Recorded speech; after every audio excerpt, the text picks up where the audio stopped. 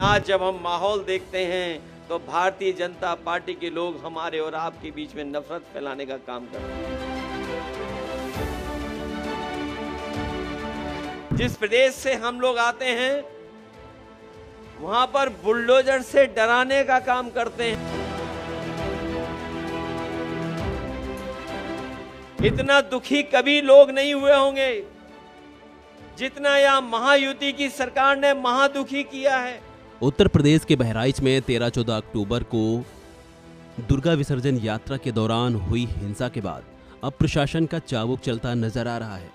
शुक्रवार को 26 और लोगों को जेल भेज दिया गया है।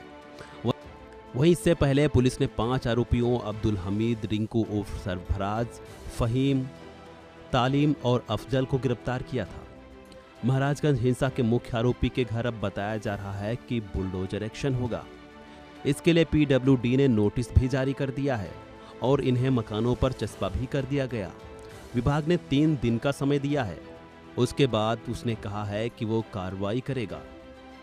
इसके साथ ही 25 अन्य लोगों को भी अतिक्रमण हटाने का नोटिस जारी किया गया है।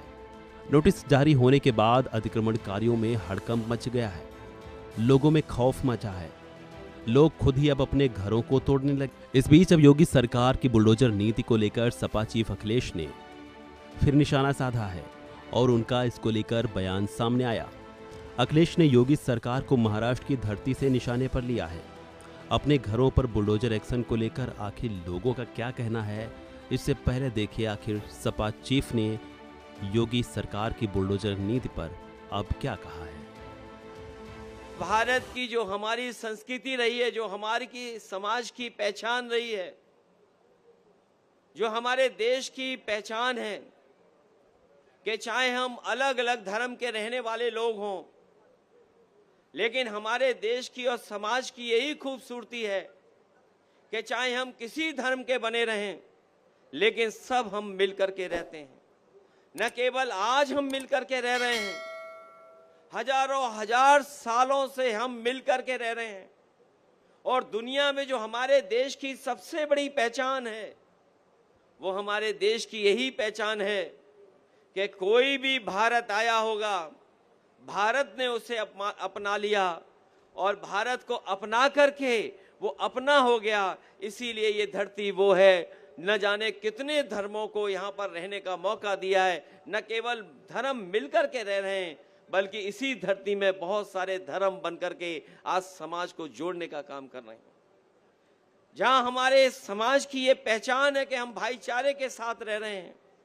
और हमारे साथियों ने, जिस किसी ने भी इतिहास पढ़ा होगा और जो कोई भी कभी ये पढ़ते होंगे कि जब हमारे देश के स्वामी विवेकानंद जी जब अमेरिका गए और अमेरिका जाकर के जब उन्हें भाषण देने का मौका मिला, तो उन्होंने कहा कि मैं उस धरती से आया हूं जो धरती सबको स्वीकार कर लेती है।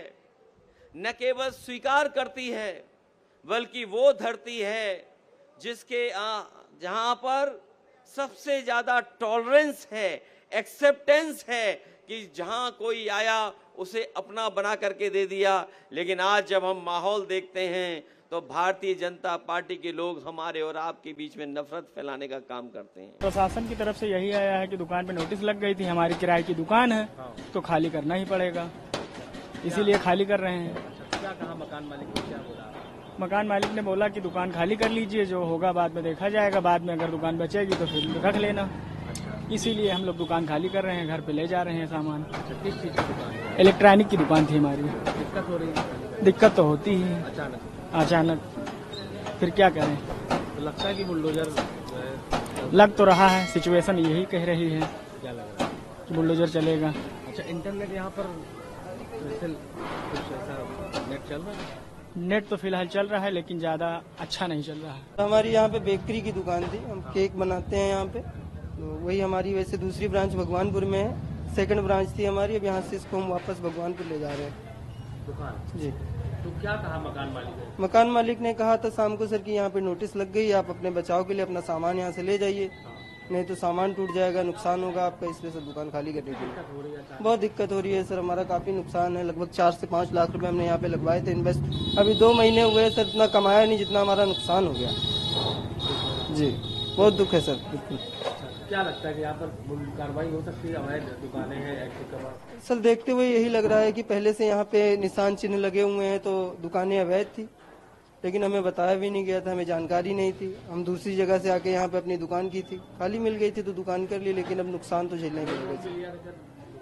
जी सर, जी सर, लोन अब कर्जा लेके बिजनेस होता है, नहीं तो इतना ग्रो कहाँ कर पाते हैं। अभी 1.5 साल में हमने दूसरी दुकान खोली थी। काफ़ी लोड है, काफ़ी प्रेशर है, और हमने 7-8 स्टाफ रख रखे हैं, काम करते हैं। और आज 1 हफ्ता हो गया सर फ्री बैठे हैं, ना यहाँ काम चल रहा है ना वहाँ काम चल रहा है, तो काफ़ी मजबूरियाँ खड़ी हो रही हैं। घर खाली करेंगे कैसे? रो रही माता जी, क्या हुआ? घर खाली कहीं तो पर्चा लगा दी, कहाँ चल गई? भूखा जा सकते, बीमार आदमी है, कहाँ भाग जाएगी? हम ना जाने तो सब भाग गई, रान रात करे डर के मारे बहुत हुआ। खेले जीती पर यहाँ मिल पता हमरे ही था, लड़के बहुत रोना कि यहाँ से भाग चला तो उधर भाग गई रात। कहाँ चली गई भूखी भी आज सबको यार। नोटिस की जानकारी हमें कल प्राप्त हुई है रात में। नोटिस अभी ये जानबूझकर प्रताड़ित करने के लिए किया जा रहा है जिला प्रशासन के द्वारा। इस मामले में बहुत महत्वपूर्ण मामला ये है कि 3 दिन का जो समय दिया गया है, जब एक्यूज जेल में हैं, सब जान रहे हैं, तो एक्यूज को सर्व करवाना चाहिए था। जानबूझकर घर पर चस्पा किया गया है कि गैरकानूनी रूप से माननीय सर्वोच्च न्यायालय में इस मामला पेंडिंग होते हुए उस भवन को तोड़ना चाहते हैं, गैरकानूनी काम करना चाहते हैं, इसीलिए गलत तरीके से नोटिस दी गई है। नोटिस जब तक एक्यूज को मिलेगी नहीं, जेल में उनसे मिलने का अवसर नहीं दिया जाएगा, जेल में उनको अपना पक्ष रखने का अवसर नहीं दिया जाएगा, तब तक इस मामले में जो कार्रवाई की जा रही है बिल्कुल स्पष्ट कर रही है कि प्रताड़ित करने के लिए किया जा रहा है।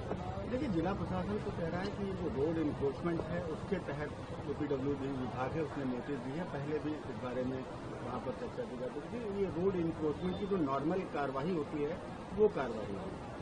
आप समझिए, मीडिया बंधु, आप समझिए कि सिर्फ 23 आदमी के खिलाफ क्यों? क्या जिला प्रशासन इस बात का प्रमाण पत्र देगा कि इस 23 के अलावा कोई इंक्रोचमेंट और नहीं हुआ है?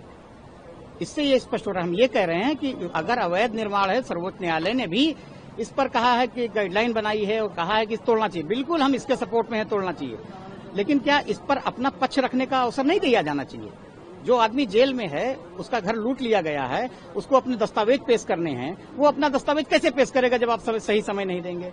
हम ये कह रहे हैं कि इसमें आप उचित समय दीजिए, उसका पक्ष सुनिए, उसके बाद आप उसको धराशायी करिए। इस पर कोई रोक नहीं लगाना चाहता है। सर्वोच्च न्यायालय की गाइडलाइन है, उसको फॉलो करें, अपना पक्ष रखने का मौका दें, और जो कानूनी कार्रवाई है उसको करने दिया जाएगा और सपोर्ट किया जाएगा। वकील साहब, वो तो सारी बातें आपने बता दी, आगे फर्दर प्रोसीडिंग किस तरह से कर रहे हैं? क्या कोई आप याचिका डाल रहे हैं? क्या आपकी सुप्रीम कोर्ट में जो भी इस मामले संबंधित याचिकाएं पड़ी हैं उसमें इसको भी क्लब करवाने की कोशिश कर रहे हैं? क्या बातचीत हो रही है आपकी, या इंतजार कर रहे हैं कार्रवाई होने का? क्योंकि 3 दिन कल आज पूरे हो जाएंगे। अभी हमारी कुछ अपने सर्वोच्च न्यायालय, माननीय सर्वोच्च न्यायालय, माननीय उच्च न्यायालय के अधिवक्ताओं से बातचीत चल रही है।